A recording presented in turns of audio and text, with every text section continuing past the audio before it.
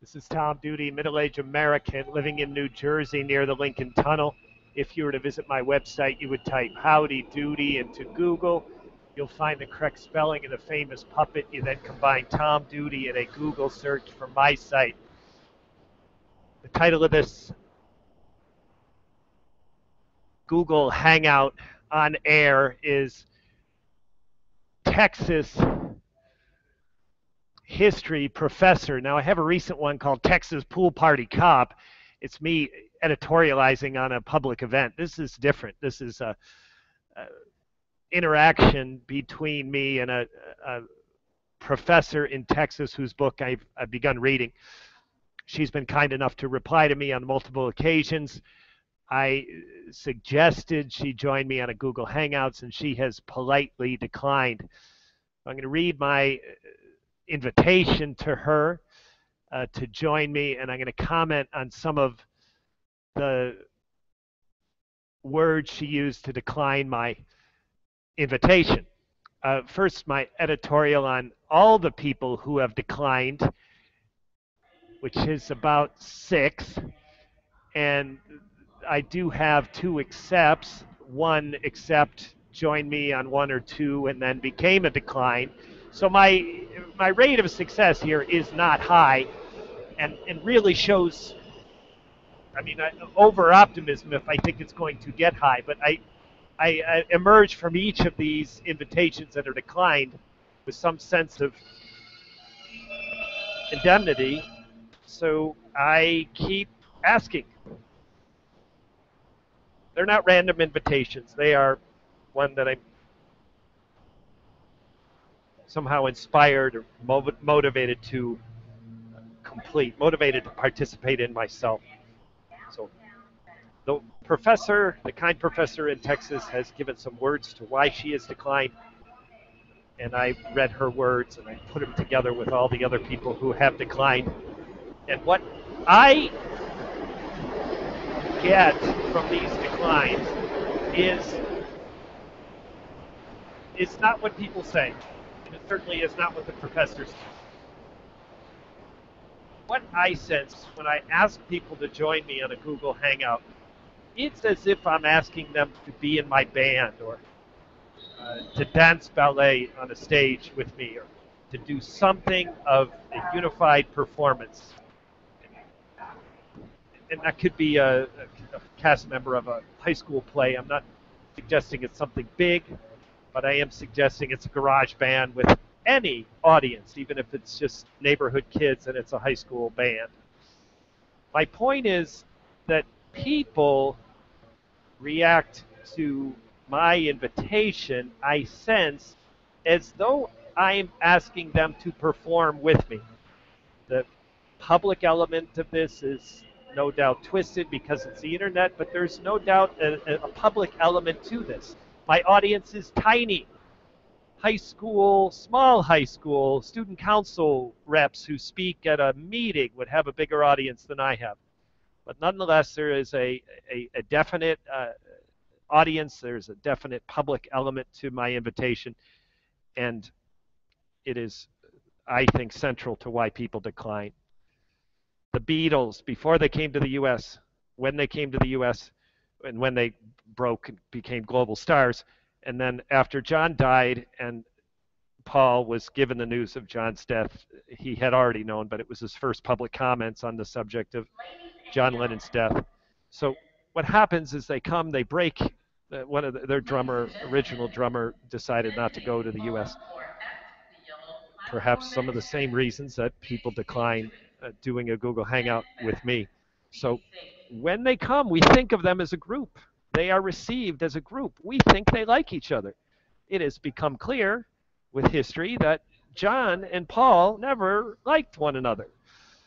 It is rumored that their wives broke them up, and I will never believe that to be true. I believe that they were thrown together by chance and stuck by an adhesive that never felt natural to them. So on the occasion of Paul getting the news of John's death, this video is a classic, YouTube classic, millions of views. At least, I don't know how many, a lot. It's got to be over 1 million. And Paul's comments are horribly disappointing. He shows none of the emotions I was hungry for when he commented on John's death. And I believe that's why it's been viewed millions of times, because people wanted to put these people together. People wanted to put John and Paul as friends, and were devastated when the Beatles broke up, and devastated by Paul's glib response to the news that John had died prematurely, tragically, a murder, a random murder. So this is a sense we have of a band, that they are together and therefore they endorse one another. They are a unit. And I think people detect that in my invitation. It is not intended I would somehow navigate around that sense if I knew how. At the moment, I don't know how, so my accept rate is less than 1 in 10 at the moment. Maybe that'll change. To read my invitation to the professor, and it goes something like this: to the kind professor in Texas. On at least a dozen occasions, I've been disappointed by authors who won't engage with me online as I read their books. On one occasion, the author was dead, and so was his Twitter account, and I trust other authors have good reason to ignore me. You, Professor, have been at least 1 or 2 clicks better than all the other authors I solicited. So if you turn silent on me now, I want you to know you'll retain the title of Tom Doody's #1 author for interaction. Here's my proposal to nudge you toward even more interaction. I react to your most recent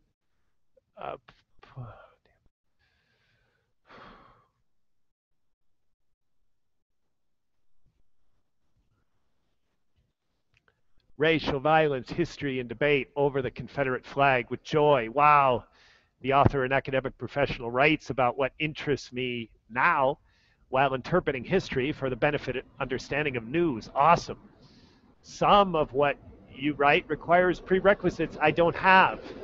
And I'm proposing with this text a Q&A phone call, one-to-one conversation would be recorded by Google Hangouts with 1 click at the end.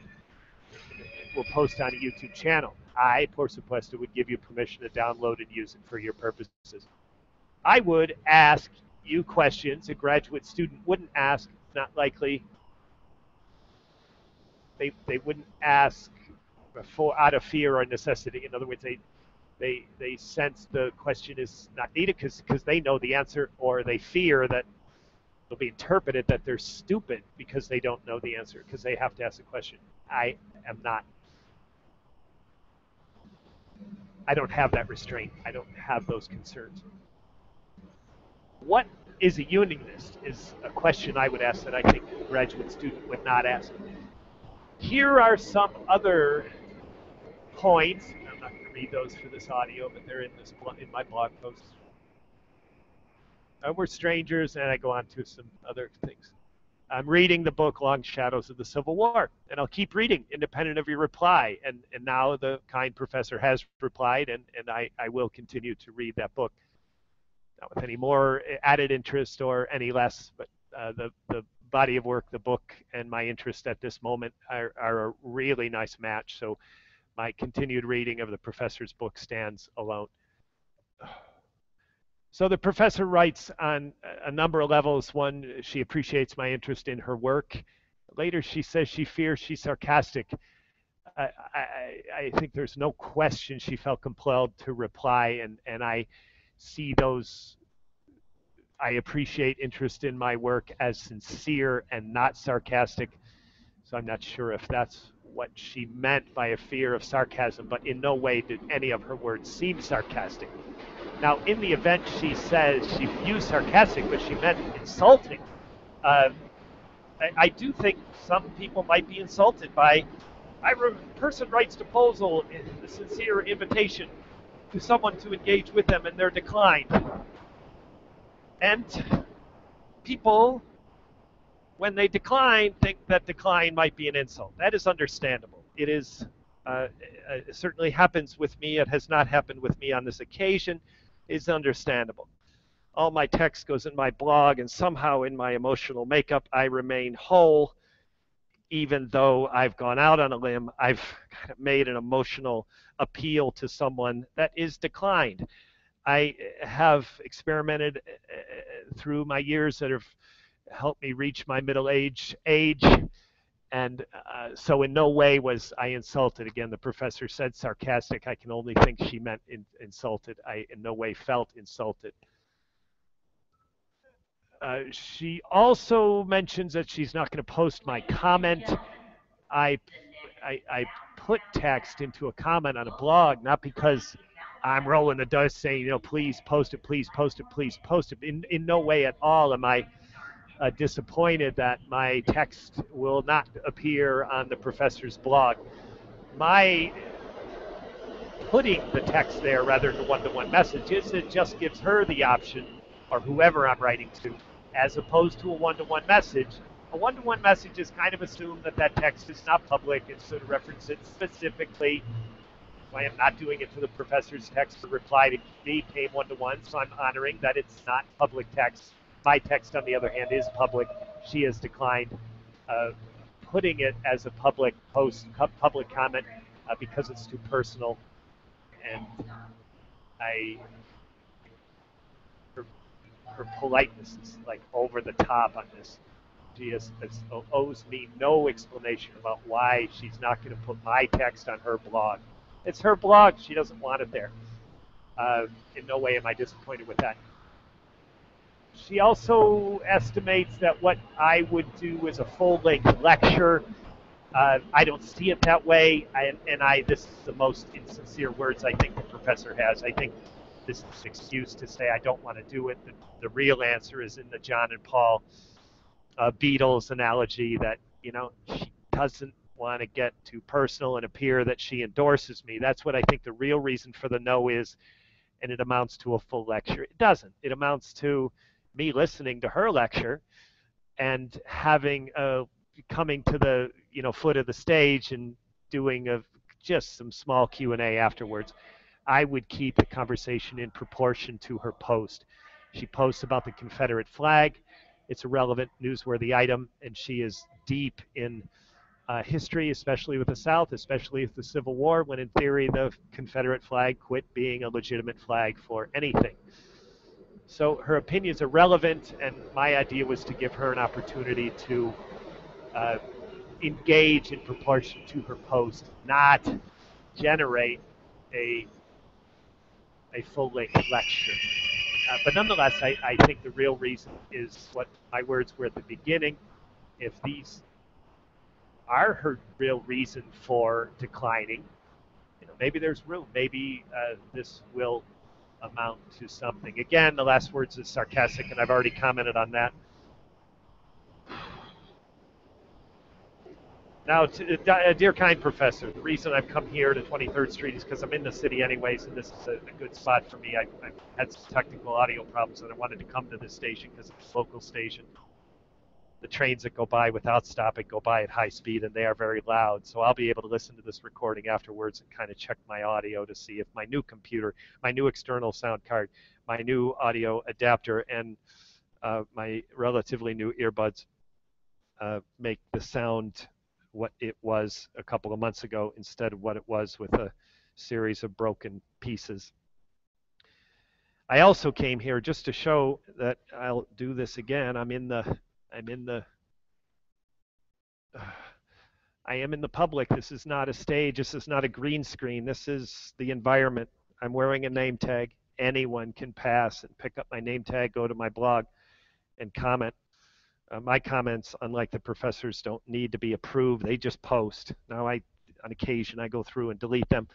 The spam, the commercial solicitation for stuff that is irrelevant to me, I do delete that. But foul language and unflattering phrases stay. Those people who might pick me up in public can also come to my Twitter page. And Twitter, as everyone knows, as we learned, a very public way when President Barack Obama introduced his personal president of the United States, Twitter, he was insulted on many occasions in proportion to the people that showed him some love. It was relatively small, but it was really harsh and offensive words. So people who might see me in public have that unregulated, high tolerance for insults, foul language, and anonymous profiles. They have that access to me. So to the professor who is open with a blog post, but yet filtering comments, I am describing that web presence as being a little more closed. I don't want to be seen as insulting, so I've come out here to show, oh, Professor, relative to me, you're more closed. That doesn't mean you're closed. You've been replying and engaging with me, which is wonderful. Relative to me, it's more closed. That doesn't mean that it's descriptive. Doesn't mean it's an insult. Does mean it's more closed than me. How much more open can anyone be than standing out in public with the C train that just pulled up, wearing a name tag? Thousands of people could see this name tag. Probably 1 in 10,000 actually it gets their attention, and they do something about it. I've seen this in my web traffic. So anyways, come here to this location just to illustrate how, in contrast to the professor, my internet activity is more open. The professor's been kind enough to reply. Her replies have been respectful, and the body of knowledge that she has studied, documented in books as part of her career is awesomely relevant for today, for America, for racism, and as she described very precisely in recent posts, relevant to whether the Confederate flag hangs over the current capitals where it hangs or it is removed. This has been Tom Doody, middle-aged American living in New Jersey near the Lincoln Tunnel. If you were to visit my website, you would type Howdy Doody into Google. You'll find the correct spelling of the famous puppet. You then combine Tom Doody and a Google search for my site. Thank you for listening. Have a good day, good evening, a restful night's sleep. Ciao.